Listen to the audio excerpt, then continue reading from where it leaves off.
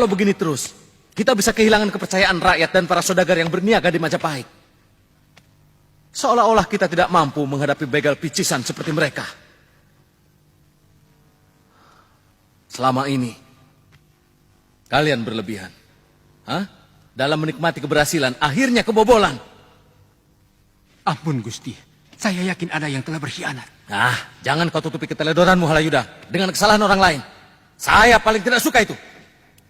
Ampun Gusti Prabu, sama sekali saya tidak mencari kambing hitam. Selama ini saya melihat sendiri bagaimana ketatnya penjagaan yang telah dilakukan oleh Empu Wahana dengan pasukannya.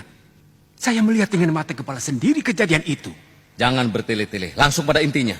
Pimpinan begal itu memiliki senjata sakti yang mampu menjebol pintu gerbang dan bahkan tembok keliling benteng. Lalu, apa hubungannya dengan pengkhianatan? Pedang itu milik Arya Kamandanu, Gusti. Saya pernah melihat bentuk dan kehebatannya waktu dulu kita menyerang Kediri. Kakang Nambi. Taruhlah pedang itu milik Arya Kamandanu. Apakah pasti bahwa dia berkhianat? Bisa saja Kamandanu dikalahkan Tong Bajil, kemudian pedangnya dirampas. Tuduhan seperti itu sangat membahayakan Halayuda, sebab ini menyangkut hukuman mati baginya. Apa mungkin dengan pedang sehebat itu, Arya Kamandanu bisa dikalahkan oleh Tong Bajil? Saya menyaksikan sendiri kehebatan ilmu kanuragan Kamandanu. Kemudian, dari mana Tong Bajil bisa mengetahui letak penjara dengan tepat? Dia bukan orang Majapahit.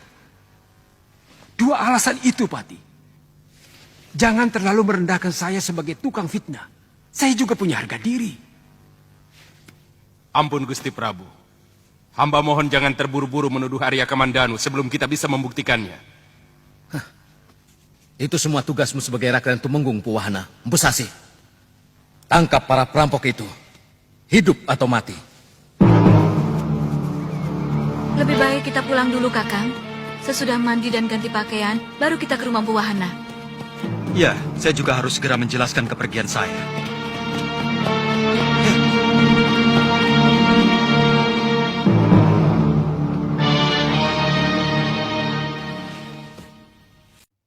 Hamba melihatnya di pasar. Bagaimana? Tangkap saja. Itu hak sampean sebagai Rakyat Tumenggung untuk memeriksa setiap orang yang dicurigai. Kita bisa berhadapan dengan Patih Nambi, Kakang. Nambi, tahu apa tentang keamanan? Dalam persoalan Paman Lembu Sora, dia juga ragu.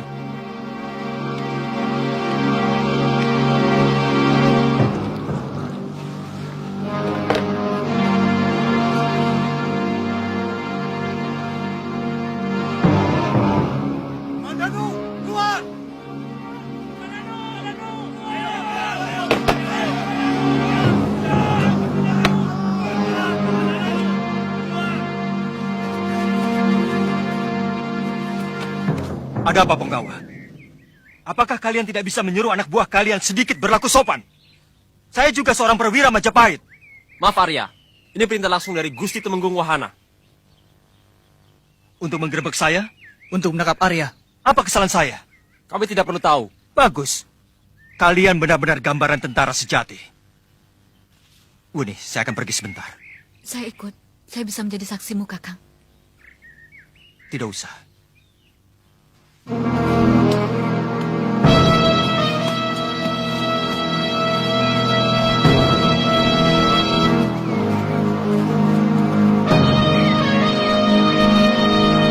Bagaimana kalau dia tidak mau ditangkap? Kita sama-sama tahu kesaktian Kamandanu. Jangan khawatir. Itu lebih memudahkan kita membongkar persekutuan dia dengan gerombolan rampok itu.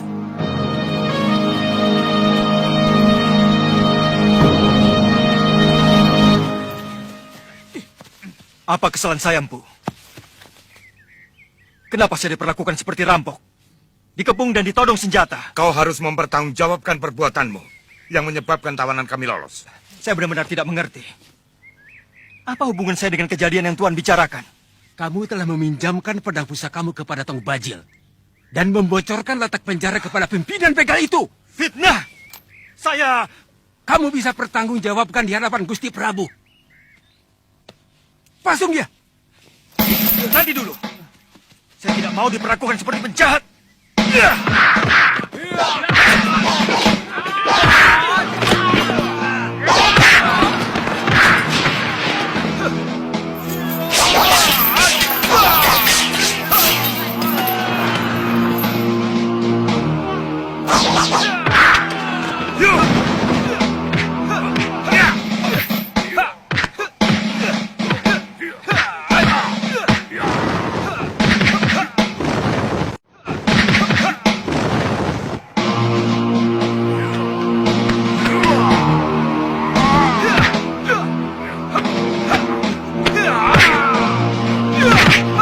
Sekarang kedoknya sudah terbuka. Dia melawan waktu mau ditangkap. Entah berapa orang yang akan jadi korbannya. Siapapun akan melawan kalau harga dirinya merasa diinjak-injak. Saya tidak suka cara kalian menangani persoalan.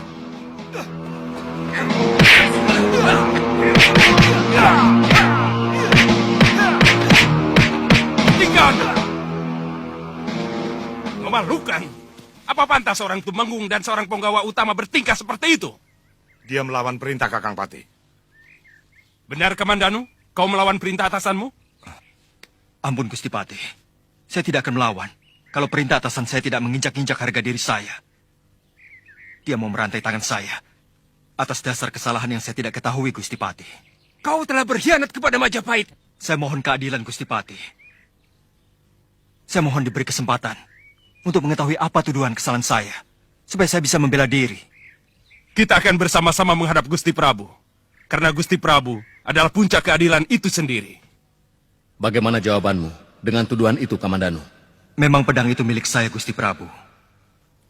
Dalam pertarungan melawan Tong Bajil, saya terkena pukulan jurus Goro Geni. Hingga saya terluka parah.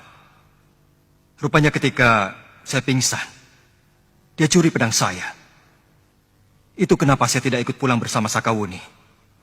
Saya mengobati luka dalam yang saya derita dan terus mencari dia. Ampun Gusti Prabu, hamba menyaksikan sendiri kejadian itu.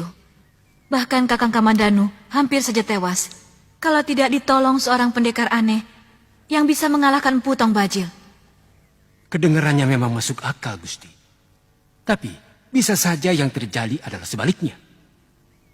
Dia sengaja bersekutu dengan gerombolan begal itu, meminjamkan pedangnya. Lalu seolah-olah dia dikalahkan. Dan sebagai kekasihnya, tentu saja Sakawuni akan mati-matian menutupi keculasan Kamandanu. Kenapa saya curiga seperti itu?